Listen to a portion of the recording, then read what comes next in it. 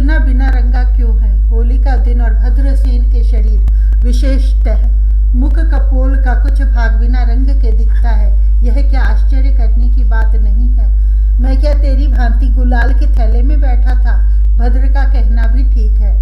कृष्णचंद्र आपाद मस्तक ऐसा हो रहा है जैसे स्नान करने के तत्काल पीछे वह अबीर या गुलाल से भरे थैले में जा घुसा था। मस्तक पर न मयूर पिच्छ है, न कंधे पर पटुका और न कंठ में वनमाला। कटी की कछनी में भी आज मुरली नहीं है। आज आभूषणों के नाम पर कंठ में मोतियों की माला है, कौस्तुभ के नीचे लटकती। भुजाओं में अंगद है और कलाइयों में मणिकंकण। वस्त्र के नाम पर केवल कछनी है, किंतु वह पीतांबर है या नहीं पता नहीं। आज तो यही पता लगाना अशक्य है कि मैया यशोदा का लाल सांवला है या गोरा। कहा न कि कन्हैया ऐसा लगता है कि जैसे गुलाल भरे बोरे में से सीधे निकला आ रहा हो। श्याम के पास न पिचकारी है और न अबीर की झोली। इसको आवश्यकता भी क्या है? आज प्रातः वह ऐसे ही नंद भवन से निकला है। किसी की झोली में हाथ डालकर मुट्ठी में गुलाल भर ली तो वह झोली वाले के मुख को लाल करेगा या दूर किसी को ताक कर मुट्ठी फेंकेगा, कौन कह सकता है? पता नहीं किस किस की पिचकारियां झपट ली आज इसने, और उसी का रंग उसी के ऊपर। इसने और इसके सखाओं ने जो धूम आज पूरे ब्रज में मचा रखी थी, किसी गोपिका को 3-4 ने पकड़कर रंग के विशाल पात्र में नहीं पटका, उसके सिर पर ही पात्र उलटकर संतोष कर लिया तो समझो कि वह बहुत सस्ते छूट गई।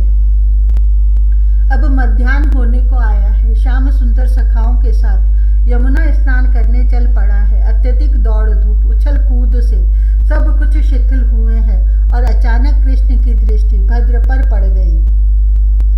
यह भद्र कुछ महीने बड़ा क्या है, कन्हई पर रौब ही जमाता रहता है। पता नहीं क्यों गोपियां और ब्रज की लड़कियां भी इसका कुछ थोड़ा संकोच कर लेती है। लगता है आज की धूम में भी सबने इसे कुछ तो बचाया ही है। वैसे इसके वस्त्र और शरीर का रंग भी बता पाना कठिन है, किंतु इसके मुख पर गुलाल की मुट्ठी किसी ने नहीं मली होगी। हो सकता है कि यह अपना मुख बचाता रहा हो। यह भी तो लड़कियों को कम ही तंग करता है। वे अनुनय करें तो इसे सबसे पहले दया आ जाती है। अब भद्र के पास इसका क्या उपाय है? आज होली के दिन नंद नंदन धृष्टता करे तो इसे डांटा जा नहीं सकता, और इसने तो भद्र को दोनों भुजाओं में जकड़ लिया है। अपनी अबीर भरी घुंघराली अल के सिर हिला हिलाकर यह भद्र की नाक कपोल ललाट पर रगड़े चला जा रहा है, रगड़े ही जा रहा है। सखा सब ताली बजाकर कूदने लगे हैं। पदवी वितरण। दाऊ ब्रज का राजा है। कन्हई कूदता पूरे उच्च स्वर में पुकार रहा है। बालक पुकारते हैं, कृष्णचंद्र युवराज है। भद्र स्वयं बोलता है, भद्रसेन मंत्री पद पंडित। श्याम नटखटपन से चिल्लाया, मधुमंगल है पोंगा पंडित। किसी गोप ने पूछ लिया, भला कौन है श्री दामा, मोटे बंदर का मामा। नटखट कन्हई ताली बजाकर हंसने लगा। चल श्री दामा बंदर का मामा क्यों होने लगा? हंसते हंसते मैया ने अपने नीलमणि का हाथ पकड़ा। तू समझता भी है कि क्या बकता है? माता रोहिणी भी हंसती समीप आ गई। तू बंदर का बाप बनेगा? बनूंगा।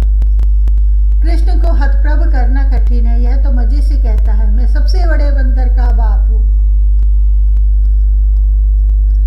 अब किसको कैसे स्मरण आवेगा कि त्रेता में ही श्री मिथिलेश नंदिनी ने हनुमान को अपना ज्येष्ठ पुत्र स्वीकार कर लिया था। अब यह कृष्णचंद्र द्वापर में भी इस संबंध को अस्वीकार कैसे कर सकता है? श्री दामा को मोटे बंदर का मामा बनने से चिढ़ना हो तो चिढ़े, किंतु कृष्ण को बंदर का बाप कहलाने में कोई आपत्ति नहीं है। होलिका दहन करके बालक ग्राम में आ गए हैं। इन्होंने अपना कीर्तन पूरा कर लिया है। नरहरि नखलाल प्रहलाद प्रतिपाल। अब इनको पदवी दान की धुन चढ़ी है। मैया कहती हैं कि अब ये सब उछलना त्याग कर कुछ ब्यालू करें, शीघ्र सो जाए, कल रंगोत्सव मनाते। दिन भर धूम करते थकेंगे, किंतु बालक अभी अपनी धुन में है। तभी तू भी बंदरों जैसा कूदता मुख बनाता है। मैया अपने कुमार को रोकना चाहती है। उसे डर है कि ये उत्साह में कहीं बड़ों की अटपटी पदवी लेकर अशिष्टता न करने लगे। इन्हें रोका जाना चाहिए, लेकिन बालक अभी उत्साह में है। दाऊ ब्रज का राजा है, कृष्णचंद्र युवराज है, भद्रसेन मंत्री पद पंडित चल रहा है यह, और बेचारे श्री दामा को सब मोटे बंदर का मामा बताने में लगे हैं। आकांक्षा पूर्ति। अरे अरे, मैया अचानक हड़बड़ा उठी हैं। इसकी समझ में ही नहीं आता कि यह क्या करे इस समय। फाल्गुन है तो क्या हुआ, अभी सर्दी तो पड़ती ही है। प्रातःकाल मैया ने अपने नीलमणि को उबटन तेल लगाकर अभी भी पलने में धूप में लिटाया था। तेल स्निग्ध अलकों को संभाल कर उनमें एक छोटी मोतियों की माला सजा दी, एक मयूर पिच्छ लगा दिया, नेत्रों में अंजन, भाल पर भी कंजन बिंदु, कटी में छोटे रत्नों की मेखला, करों में कंकण, चरणों में नुपुर, कंठ में व्याघ्र नख है मुक्ता माला के मध्य। यह नील सुंदर प्रातःकालीन धूप में अपने अरुण चरण उछालता खिलक रहा था। ये अपने इस 7 महीने के अनुज के पलने को पकड़े दाऊ इसी की ओर देख रहा था। मैया यशोदा और माँ रोहिणी भी इसी की ओर देखती खड़ी थी। यह हंसता खिलकता ही तो पैर इसके पास से हटना ही नहीं चाहते। एक वृद्धा गोपी आ गई। मैया ने और माँ ने भी उनके चरणों में प्रणाम किया। अंजन हाथ में लेकर उन्होंने दोनों को आशीर्वाद दिया और पलने में से इस नन्हे नटखट को उठा लिया। इसे उठाकर दोनों हाथों में लेकर सिर से ऊपर किया। यह भी अपने अरुण कोमल चरण नचाने लगा। कभी उनकी नासिका पर चरण रखता, कभी भाल पर, कभी कपोल पर। मेरा लाल, मेरा युवराज। वृद्धा विभोर हो रही थी। मैया और माँ अपलक देख रही थी इसी की ओर। अचानक दाऊ ताली बजाकर हंसने लगा। क्या है रे? माँ ने दाऊ की ओर देखा। अरे अरे, मैया हड़बड़ा उठी। नन्हा नील सुंदर मजे से वृद्धा के मस्तक ललाट का अभिषेक करने लगा है। अच्छा अच्छा।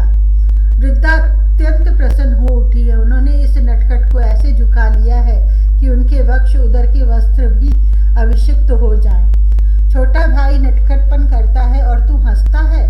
माँ ने दाऊ को धमकाया, किंतु स्वर में रोष के स्थान पर हास्य ही अधिक है। दाऊ माँ की ओर देखता ही नहीं, यह तो छोटे भाई की ओर देखता, ताली बजाता हंस रहा है। वृद्धा ने अपना अंचल हाथों में ले लिया है। शाम को बाएं हाथ से वक्ष से सटाए उसके पद पोंछने लगी है, जो स्वयं इसने आर्द्र कर लिए हैं। मातः मैया अत्यंत संकोच में पड़ गई है। यह अपराधिनी की भांति मुख बनाए जैसे क्षमा मांगने लगी है। शिशु अबोध है, नवीन वस्त्र में रखे देती हूँ, आप उष्णोदक से स्नान कर ले। स्नान कर लूँ मैं? वृद्धा ने मैया की ओर हंसते हंसते देखा और कन्हई को फिर दोनों हाथों में सिर के ऊपर उठा लिया। मेरे लाल ने तो मेरी आकांक्षा पूरी कर दी। बहू, तू नहीं जानती कि मैंने कितने वर्ष नियम पूर्वक कार्तिक मार्गशीर्ष और माघ में सूर्योदय से पूर्व माघ स्नान किया है। वृद्धा कन्हई की ओर ही देखती कह रही हैं, नारायण से यही मांगती थी कि तेरी गोद भरे और तेरा लाल मुझे इस प्रकार पवित्र करे। मेरा स्नान आज इस नटखट ने सफल कर दिया। ऊंघ। ब्राह्म मुहूर्त हो गया है, अंधकार घटने लगा है। नंद गांव के गोष्ठों में गोप गायों को चारा देने लगे हैं। घरों में दीपक जल गए हैं और दधि मंथन की ध्वनि गूंजने लगी है। मैया नंद नंदन अपने रत्न पालने पर कुनमुनाता है। इधर उधर नन्हे करों से टटोलता है। मैया उसे मिलती नहीं, वह उठ गई है और किसी कार्य में लगी होगी। झीना पीतपट अरुण चरणों ने एक और कर दिया है। कन्हई उठ पड़ता है, बैठता है और पल्ले से उत्तर खड़ा होता है। छोटा सा कन्हई दिगंबर है, कमर में रत्न मेखला है, करों में हल्के कंकण है, कंठ में मुक्ता माला के मध्य से कौस्तुभ झांक रहा है, अलके बिखरी है, नेत्रों का काजल कपोलों तक फैल गया है। से नेत्र मनता है और ऊँघता हुआ लड़खड़ाते पदों से चल पड़ता है। उसे मैया को ढूंढना है। मैया गई कहाँ? मैया मिले तो वह सो जाए उसकी गोद में। सूने पलने पर कहीं कोई अकेला सो सकता है? उसे पता नहीं है कि किधर जा रहा है।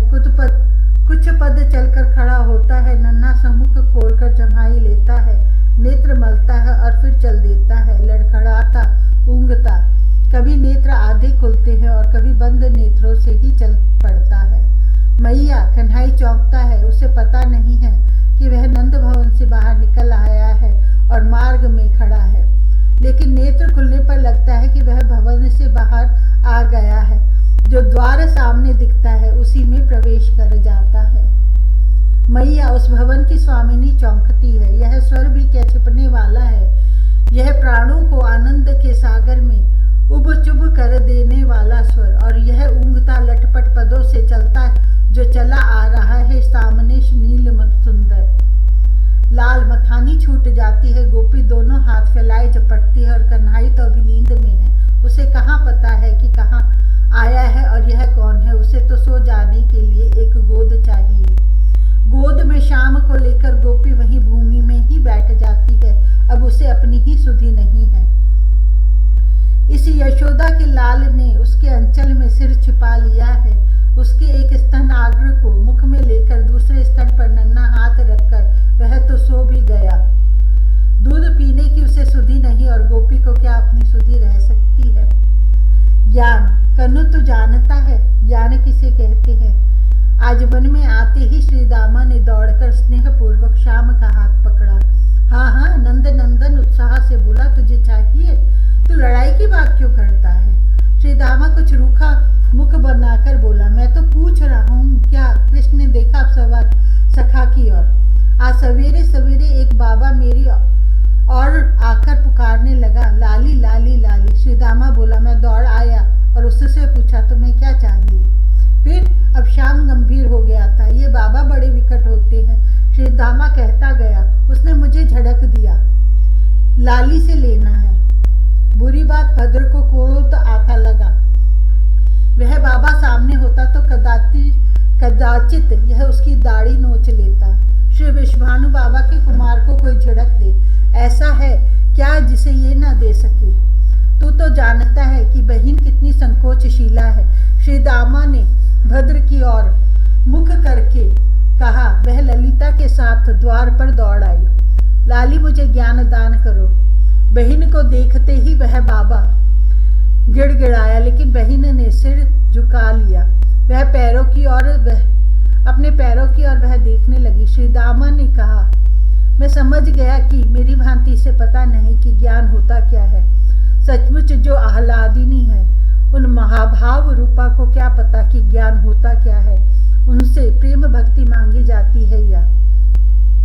ललिता हंस पड़ी। उसने पूछा। श्री दामा ने कहा। वह बोली, बाबा यह किसकी छाछ है, भैंस की या बकरिया की? छी, तो यह बाबा सवेरे सवेरे बकरिया या भैंस की छाछ मांगने आ टपका। श्री दामा हंस रही थी, लेकिन बाबा तो खींच गया लगता था। उसे ज्ञान चाहिए तो वह तेरी पौड़ी पर क्यों मरने गया? कन्हई कुछ रुक्ष स्वर में बोला, जैसे बहुत अप्रिय लगा हो यह कथा उसे तब मेरे पास आना चाहिए था। तेरे पास ज्ञान का खजाना गड़ा है? भद्र ने चिढ़कर पूछा। हाँ है, लेगा तू? श्याम कहीं इस प्रकार हतप्रभ होता है? कहाँ है? भद्र को भी तो डराया धमकाया नहीं जा सकता।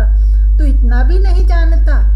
अब कन्हई खुलकर हंस पड़ा। अपने बाबा के गोष्ठ के पीछे जहाँ गोप सब कूड़ा कतवार डालते हैं उस पर उगा झंकार तूने देखा नहीं है? अच्छा, सब बालकों ने ताली बजा दी। सचमुच बहुत बुद्धू था वह बाबा। उसे वह झंकार चाहिए था तो बरसाना जाकर लाली को पुकारने क्यों लगा था? उसे तो नंद गोष्ठ का कोई सेवक दे देता, स्वयं आ जाता। नंद गोष्ठ के पीछे तो कोई उसे झंकार उखाड़ने से मना करने लगा था।